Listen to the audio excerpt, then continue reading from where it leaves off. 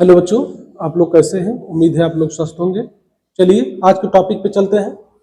Uttar Pradesh board परीक्षा महत्वपूर्ण प्रश्न कक्षा 10 हिंदी व्याकरण से तद्भव और तत्सम की तरफ, तत्सम और तद्भव की तरफ। चलिए जानते हैं तत्सम क्या है।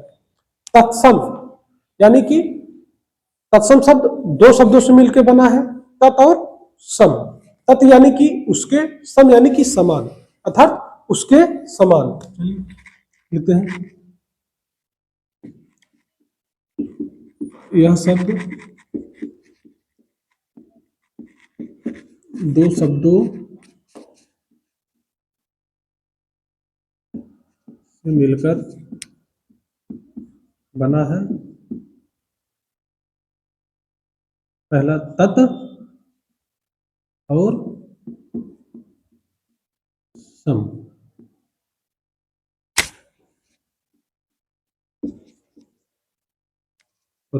तत् का अर्थ, तत् का अर्थ है उसके, तत् का अर्थ है उसके, और सम का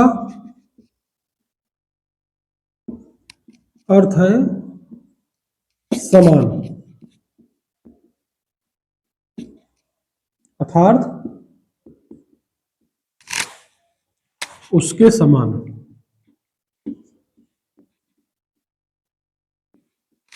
यह शब्द दो शब्दों से मिलकर बना होता है, तत् और सम। तत् का अर्थ होता है उसके और सम का अर्थ होता है समान, अर्थात उसके समान। यानी कि हिंदी के ऐसे शब्द,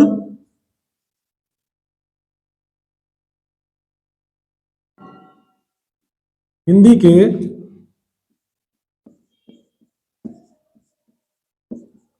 हिंदी के ऐसे शब्द प्रयोग हो रहे हैं, प्रयोग हो रहे हैं, हिंदी के ऐसे शब्द प्रयोग हो रहे हैं जो संस्कृत में सीधे आए हैं, जो संस्कृत में सीधे आए हैं, जो संस्कृत में सीधे आए हैं, तथा उसके मूल रूप में, जो संस्कृत में सीधे आए हैं तथा अपने मूल रूप में हिंदी में, मूल रूप में हिंदी में लिखे जाते हैं।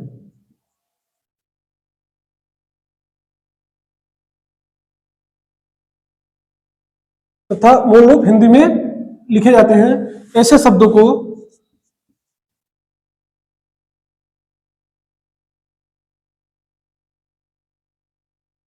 तत्सम शब्द कहते हैं।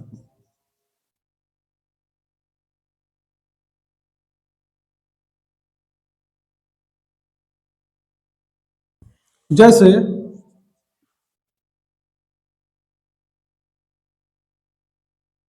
गुरु, नारी आदि। ठीक, तत्सम शब्द क्या है?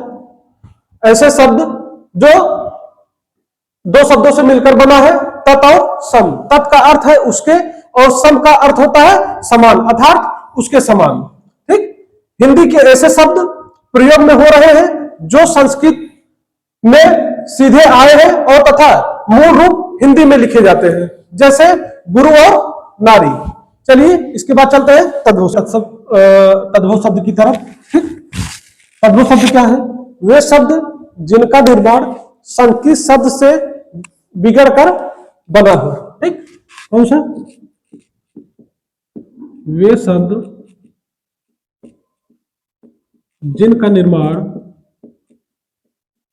संस्कृत शब्द से बिगड़कर हुआ हो, क्या कहलाते हैं? तद्भव शब्द कहलाते हैं। तद्भव शब्द कहलाते हैं। जैसे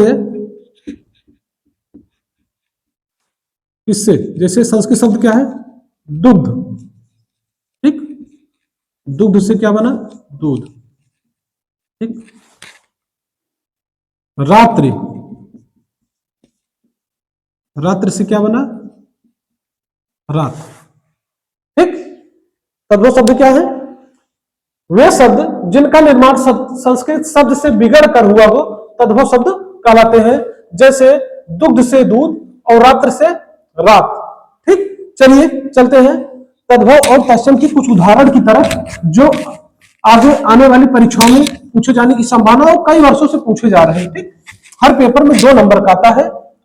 चलिए चलते हैं तद्भव और तत्सम। तत्सम शब्द और दूसरी तरफ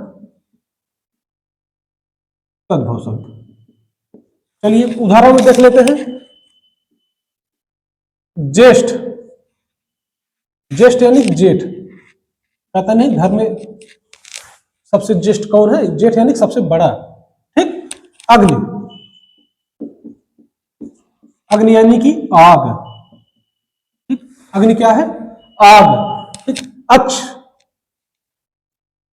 अंध, बेटा देखो, अंध, अंध यानी कि अंधा। ठीक, गरगर, गरगर किसको कहते हैं हम लोग? गागर सुने हो घर में? गागर, उसी को गरगर कहते हैं। ठीक, छिद्र यानी कि छेद। ठीक, घृत, घृत यानी कि घी। ठीक, अगला काक, काक यानी कि कौवा। काक यानी कि कौवा। ये सब क्या है? एक तत्सम शब्द है और एक तद्भव शब्द है। ज्येष्ठ का जेठ, अग्नि का आग, अंध का अंधा, गागर का गारगर का गागर, छिद्र का छेद, घृत का घी और काक का कौवा। अगला है दंड, दंड यानी कि डंडा, दंड यानी कि डंडा। ठीक, तड़ाग, तड़ाग यानी कि तालाब। ठीक, तड़ाग यानी कि तालाब। इसका नाम कम सुने होंगे, बाकी तो सब डेली यूज करने वाले शब्द हैं। चलिए अगले उदाहरण की तरफ चलते हैं।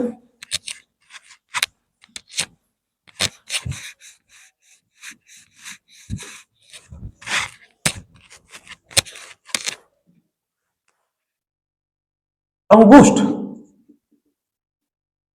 अंगुष्ठ यानी कि अंगूठा, अंगूठा। अदय, कहते नहीं आज, अदय का क्या है? अदय का आज। कर्म, कर्म का काम।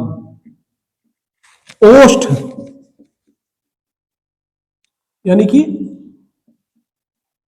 ओठ का, ओष्ठ का ओठ। अभी इससे पहले कर्म तो आप लोग डेली यूज करते सुनते होंगे। ठीक, ओष्ठ उसी तरह क्या है? ओष्ठ। क्षेत्र,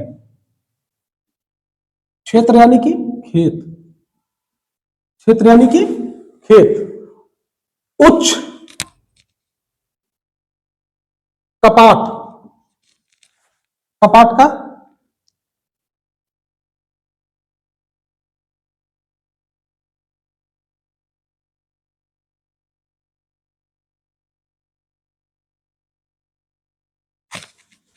कपाट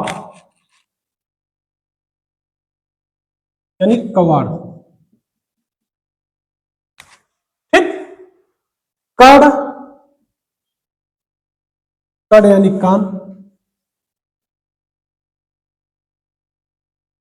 ठीक, ये सब क्या है? ये सब तत्सम शब्द है और ये उसके तद्भव शब्द है जो आने वाले परीक्षाओं में पूछे जाने की संभावना है। इसको रिवीजन करके आप लोग जरूर जाइएगा। ठीक, चलिए अगले उदाहरण की तरफ चलते हैं। तत्सम और तद्भव का। छिद्र यानी कि छेद, गोधूम, गेहूं का सुने होंगे ना, तो गेहूं का तत्सम शब्द होता है गोधूम। उल्लू, उल्लू यानी कि उल्लू। कच्छप यानी कि कछुआ। क्षेत्र यानी कि खेत। कड़, कड़ यानी कि कान, ठीक। दंड यानी कि डंडा।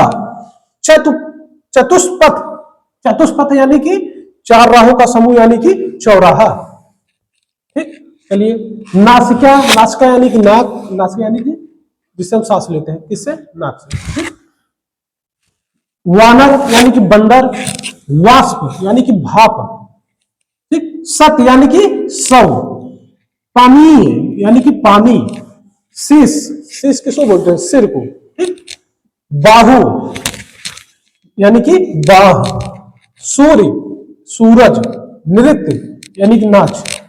ये सब जो है इंपॉर्टेंट क्वेश्चन है, इसको रिवीजन करके जरूर जाइएगा, आपका जो है 2 नंबर छूटना नहीं है, ठीक। चलते हैं अगले उदाहरण की तरफ। चलो चलते हैं बेटा अगले उदाहरण की तरफ। कदली, कदली यानी कि केला, केला को हम लोग क्या कहते हैं? कदली। चरण, चरण का तद्भव होगा चरण, ठीक। कीर्ति यानी कीरति। मित्र यानी कि मित्र, ठीक।